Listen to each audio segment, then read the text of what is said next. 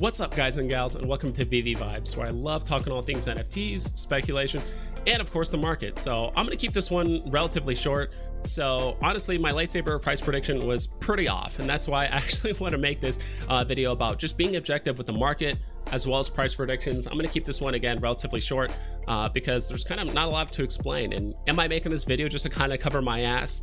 Maybe just a little bit, but I always want to turn my mistakes or times that I'm incorrect into learning lessons for myself, but more importantly for you guys. So that's why I'm actually making this video, because I want you guys to be able to do pretty well with your price predictions and with your investments. And as someone who's pretty much surrounded the majority of their Eve Online content around like the market, price predictions, things like that, a lot of people called me out, and that is completely fine. And you know, price predictions are kind of a fun thing, but I do have a typical checklist that I go through for price predictions. And honestly, this last one, I hardly followed it at all.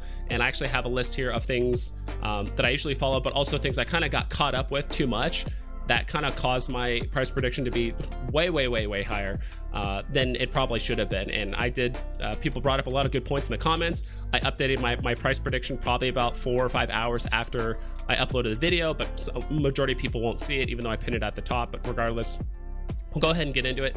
I'll say the first thing is when the lightsabers were first announced, I just got way too caught up in like the hype. I was with a couple other content creators that absolutely love Star Wars, and so do I.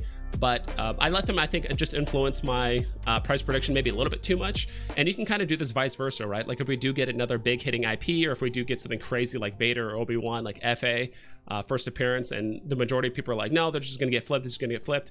You know, if the mint numbers are low and the box price is reasonable and all that stuff, like don't get too caught up with the hyper fans and hyper collectors saying like, oh, people are gonna hold this to the moon, it's gonna go to, you know, 10,000 gems or whatever it is, and the vice versa, where people are like, look, the market is just down, you know, all this stuff is gonna go blocks price, don't even bother.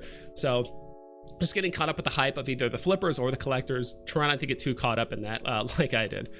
The next one is just the market sentiment. I think we know this. It's the market sentiment has been pretty bearish for the most part. There hasn't been any like new gems been entering in the market nearly as much as it was prior the last like 4 months or so.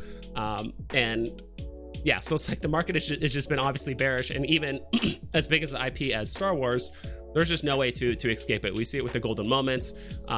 We see it with a lot of other big IPs and Marvel and DC, as well as Disney. Like they're all getting affected. It doesn't really matter. Like the golden moments did pretty well for the first part of like this bearish market, but then eventually just caved in and it just really crashed for the most part. So the next one, I think this is the one I got more caught up with. Other than that, don't worry, like I got caught up in the hype, but past success doesn't mean it will repeat. So I was mostly looking at and I guess this goes hand in hand with the apples to oranges, where I was looking at the Star Wars comic and I was like, look, this thing was double box price and it was 50% higher mints than normal.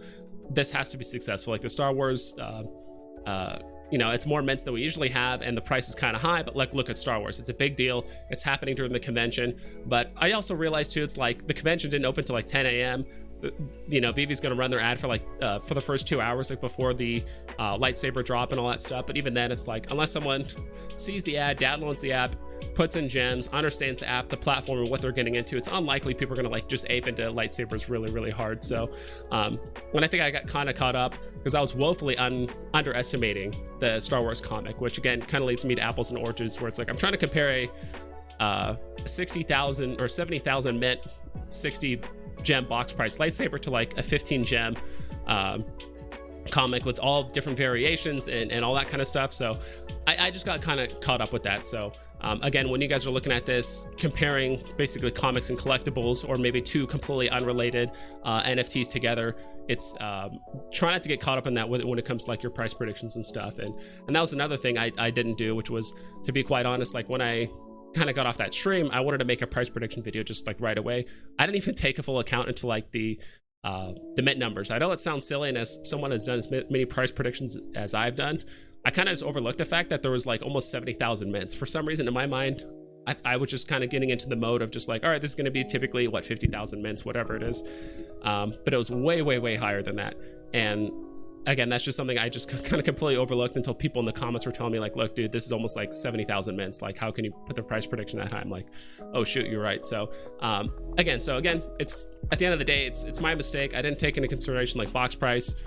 kind of comparing it to the Star Wars thing, maybe getting a little bit too hyped for the drop, and the current market sentiment is pretty low. And I think last but not least is also scheduled future drops. This is when Veve doesn't too often give us a heads up on future drops, where it's very rare when Veve actually tells us like, look, this is 1 of 4 drops, you know, or whatever it is, or hey, next week we're gonna have 2 or 3 drops. Like, it's very rare that Veve actually gives us a scheduled number of drops that are going to happen in the future. So when that does happen, that will reflect on the market, especially if it's a big IP. And that's pretty much it. I think a lot of people are waiting for significant FAs and significant characters to kind of come up, you know, Darth Vader, Yoda, Obi-Wan, whatever it is, or potentially even vehicles like the Millennium Falcon or X-Wing. If those box prices are low enough and those mint numbers are low enough, those could be very, very profitable. But right now in the current market, with everything I said prior, it sounds like it's just not going to happen. So again, am I making this video just to cover my ass just a little bit, but I want to turn this more into a learning lesson for myself and for you guys, so that when you guys do hear price predictions in the future, you guys can make your own general assessment. And I will say that if you do feel like a price prediction is wrong, whether it's with mine or another content creators, you know, they'll voice your opinion, like let them know what you think, kind of explain the reasoning why you think it's going to be higher or lower than what they think. And, you know, of course, being respectful about it. Even though I got called out, a lot of people were pretty respectful and they listed their reasons, and I'm like, yeah, you know what, you're probably right. So yeah, that's pretty much it. Hope you guys take care. Please double and triple check all of your listings so you don't screw yourself over, and I'll catch you guys next time.